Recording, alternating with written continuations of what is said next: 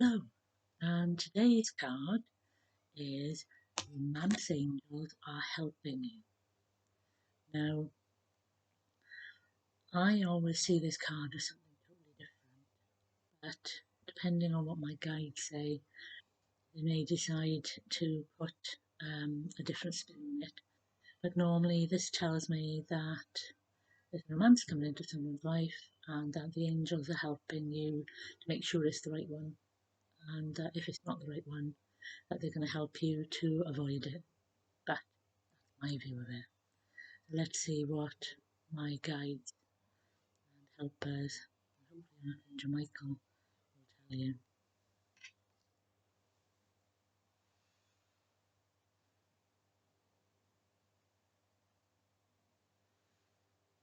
Yes, indeed, we will give it a totally different spin, as this one says, because when the romance angels are helping you, they are not just helping you to have a romantic relationship with another, they're also helping you to have a romantic relationship with yourself. And this is the thing that you must remember, is that you must love yourself so that you can love another. And this may seem a very strange concept, but the thing is that if you do not feel pride in yourself, do not look at yourself as wonderful, do not see yourself as beautiful, then how can another? Because you are putting up that barrier of, oh, I'm not worthy enough, even if the most wonderful person ever turned up in your life. So we ask that you work on yourself and start to look at the wonderful things that you are, the wonderful beings that you are, the wonderful pieces of a puzzle that you are, because every single one of you has so many different pieces that, though they are put together, create a similar image.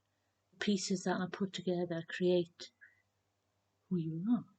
So what we want you to do is almost break apart your jigsaw and see what each piece is. How does this piece fit with this piece? How wonderful this piece is with this piece. And we ask you as well to even look into the dark part that you're worrying about showing another, because here's the secret, they're going to find out at some point. So it's better that you look at and deal with and process what it is about you that you feel is so terrible. Because what one person feels is terrible, another person may not even blink an eye at. So, for example, someone starts to get very agitated because a plate setting is incorrect, and the person who's with them is, I'm just worried about what's on the menu and how good the food is. So already the image has shifted, the dynamic has shifted, so that there is less stress on how something looks as to how something feels and tastes and interacts with that person. Very more sensual sort of person. So again, have a look at yourself and see which part of yourself you are not doing that with, which part of you are not allowing to be sensual, which part of you you're not allowing to feel and experience and interact with, whether it's buying a new throw for your bed that feels lovely and soft, so that every time you go to bed you feel nice and snuggly and warm. Or those bed socks you've always fancied getting but thought, it makes me look like an old woman.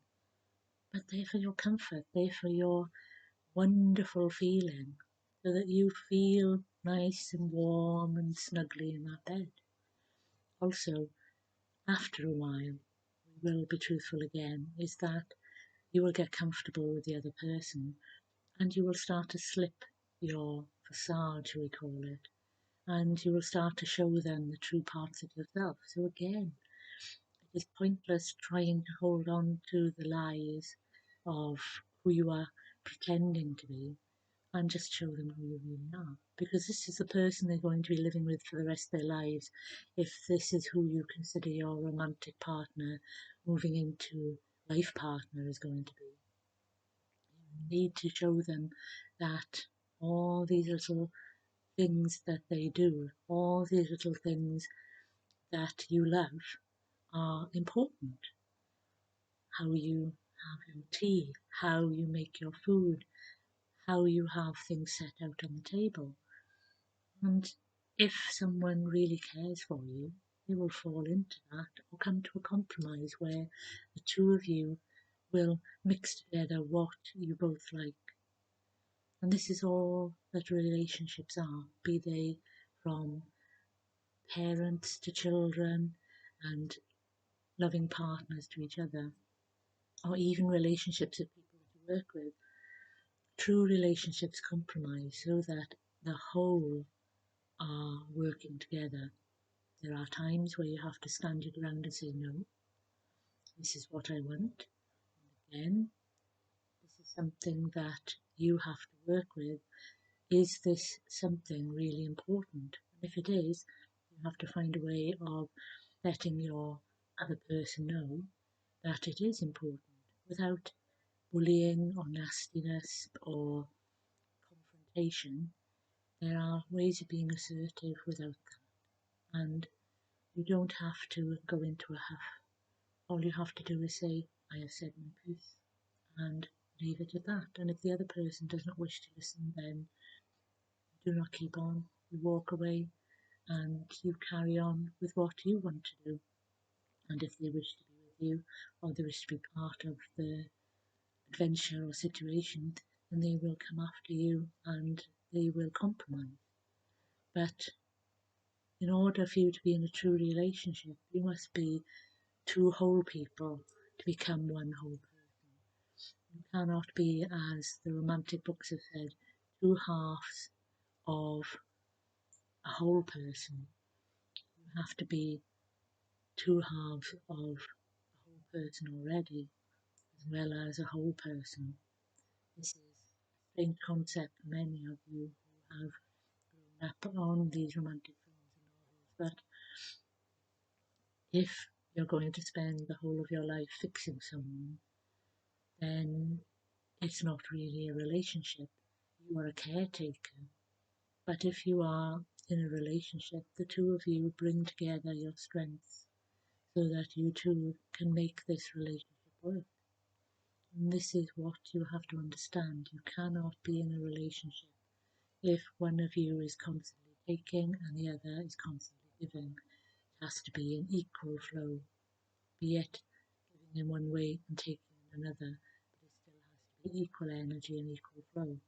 And this is where the romance angels come in. They are going to help you to manage this, to know what is healthy and what is unhealthy. And if you are in a relationship that is unhealthy, then they may inspire you to look at your relationship and see how you can change it. But we do not advocate, in the worst case scenario, to leave your relationship unless everything is absolutely tried and absolutely has fallen apart. Then we are not talking about a relationship, we are talking about a ending of a karmic cycle between you and that person. And this is another thing the romance angels will help you with, is to know if you have completed your karma with that person from a past life that you needed to get together in this life so that you could complete it, work through it and finish it, which you didn't in a past life, then they will also indicate that to you. But what you must understand is with all experiences, it's finding out where you are and what it's about is half the adventure. We will leave you with that.